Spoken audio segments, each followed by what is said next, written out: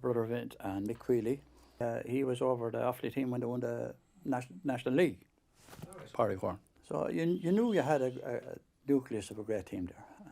You know, for us to win when I heard County Minor, if you beat Westmeath, you were thereabouts. When it came up to Kilkenny and things like that, you were just blow away. You know, simple as that. But these boys, this whole attitude changed. Like, you know, I remember going to Rathdowney and see them playing in Rathdowney, the colleges, and boy, when you see the likes of,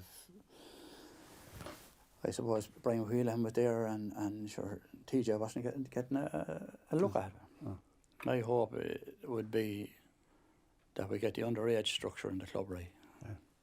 Because if you haven't the underage structure in your club right, you're going over.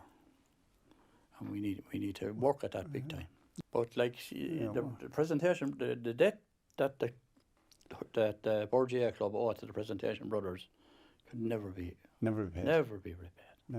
Never, because every decade that you talk about, like I could go back as far as the 50s, 40s. Brother Niles came on, Brother Neary, Brother Mel, those brothers hurled senior report back that time. Oh, yeah. And then you had Brother Mel coming on, and then you had Brother Conrad that was there as well. Yeah. And they purchased when they got the college, they purchased the field, and that was a great asset. The brothers' field was a great asset, and that's where everything started there. But you see, there was different brothers. You could go back as Brother Wilford, and then you had Brother Niles come on, and then you had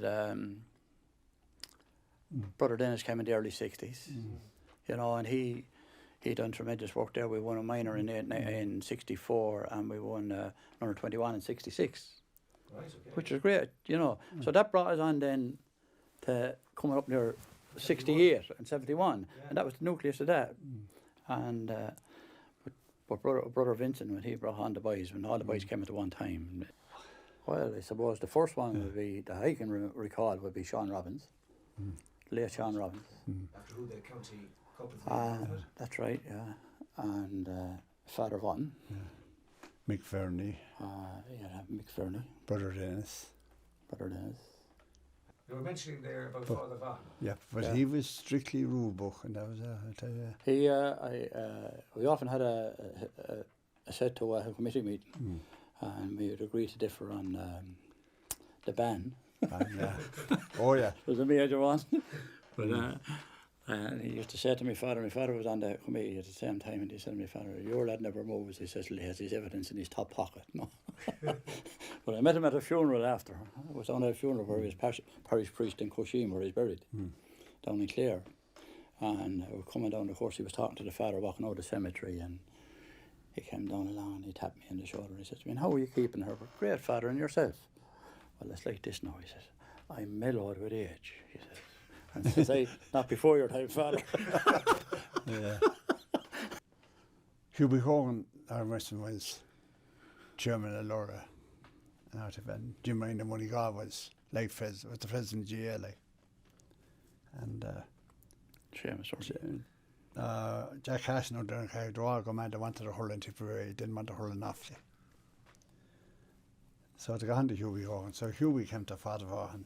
Father Vaughan was chairman of Offaly on the board saying, "Father," says, "have you any objection?" He says, "to Carrick going to hurl in Tipperary?" "Oh, no, not at all," says Hubie. "Sure, they want to go, they want to go." "Oh God, that's great," he says. "I'll go back and tell them so." Yeah, he was just walking away. "Oh, by the way, Hubie, remember," he says, "if Carrick goes back into Offaly," he says, "Moneygall comes back in. Carrick goes back into Tipperary, Moneygall comes back into Offaly." That finished it. Because Jim Ryan was president, and that was it. That was the one outstanding thing you mentioned, Hubie Hogan. Hubie, they used to have great tournaments here, Suitlands, and he always refereed for Birr, always refereed the tournament. Good referee was so. Yeah, he was.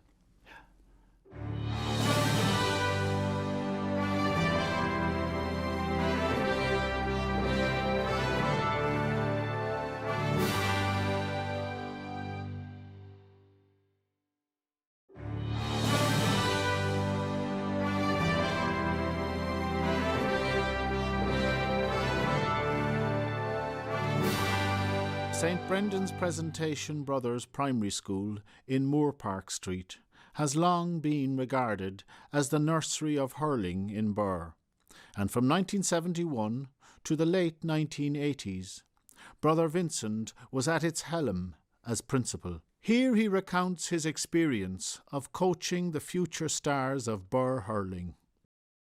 Well, the two great things that happened to our club from 71 on, we won the championship and this man came to town.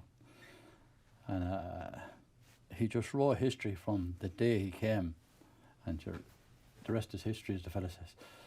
You know. Funny thing about it, I thought Birr were beaten in the game.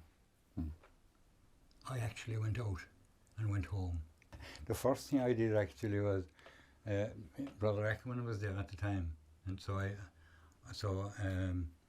I didn't get involved with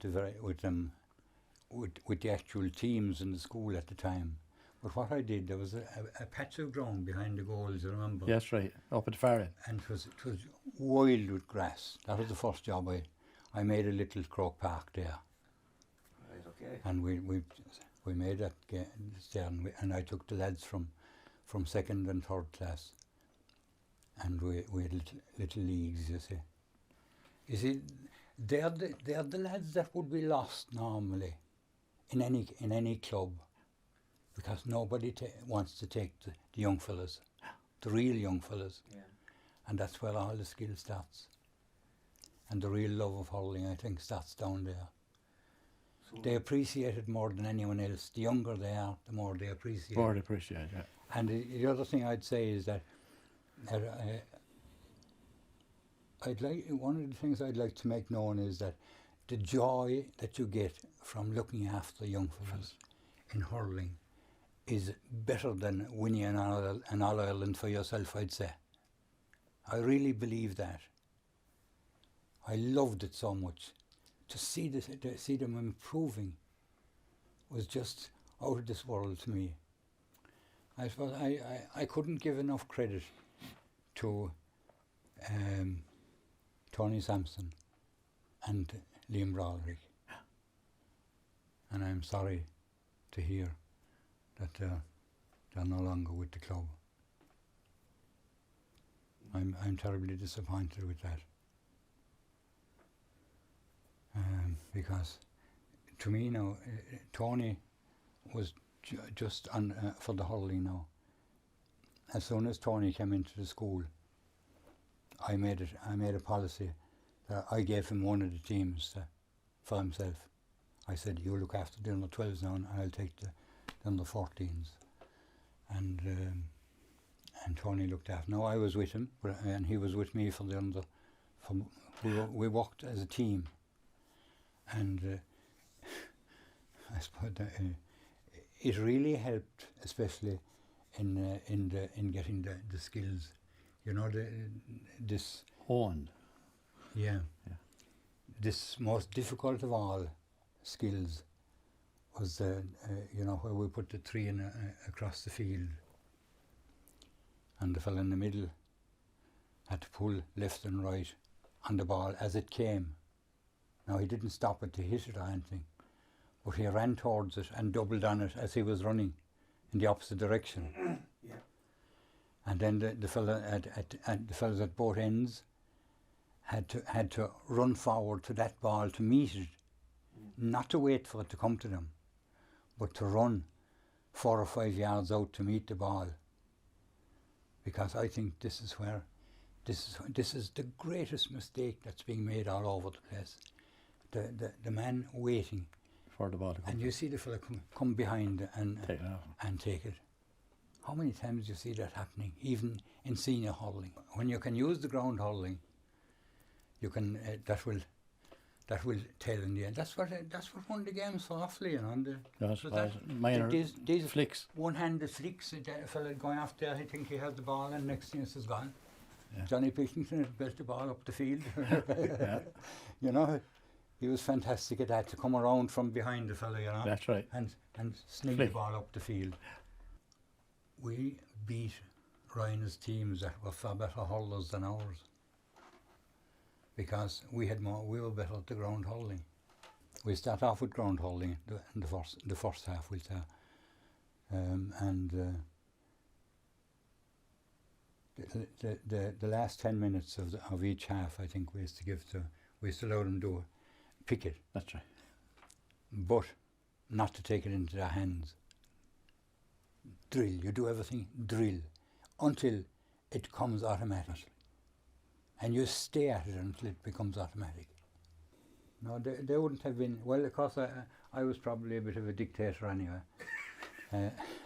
And The boss, that was it. I didn't get the name Hitler for nothing. How'd you hear that? How did I hear that? And I was just gone. Just gone. I was just gone. As a matter of fact, Would you Ken Hogan and myself went down to the monastery today. Do you remember that? I guess you come as a selector. Did you? My Yeah. God, I'd forgotten. I'd forgotten. But I was actually supposed to be training the Borsinian team the year before that. That's right. That's right. I was training them, Yeah. but it was nearly all the young fellas we had. I think I can only remember 3 or 4 of them. I mean, it made my life when I left Birr. You know, That's one of my lads. I missed it all. I wasn't here for any of the homecomings, the great homecomings.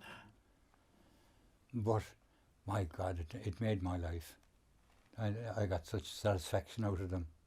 If they only knew what they did for me.